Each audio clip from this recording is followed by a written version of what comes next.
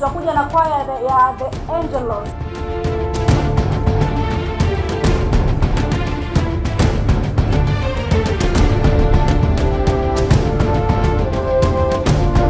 Napenda kushiriki mibaraka hii pamoja nanyi kwa kuwa tupata mbaraka wa kuwa na kambi la kwanza kabisa kufanyika katika viwanja hivi vya kanisa la Nguvu Mali. Mwimbaji Eugenia Carmen Gari. Tumekuja kuhudumu katika kambi la Nguvu Mali Tanga. Tumepokelewa vizuri kwa karimu.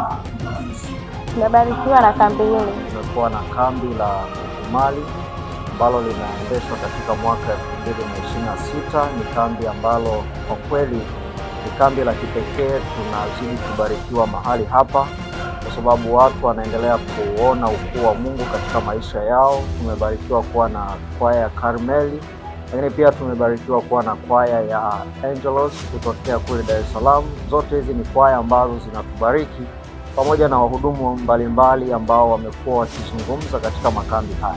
Ni makambi ambayo kwa kweli yamejawa na Roho wa Bwana kwa sababu mwitikio wa watu unavyoonekana, watu wanavyoipokea neno la Bwana. Ni kambi ambalo lina mibaraka kutoka makao ya amani.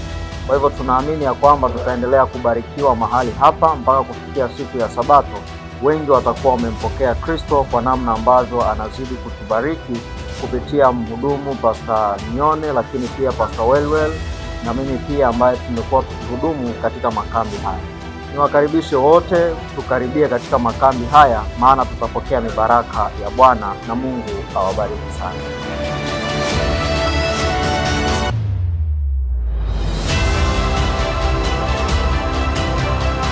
Somo letu hili tutaona namna ambavyo Mungu anavyotamani tutoe, lakini pia na kwa yule ambaye hatatoa bado Mungu hajamwacha, amemleta Anania na Safira kuwa kama funzo kwa kile kilichoweza kumtokea.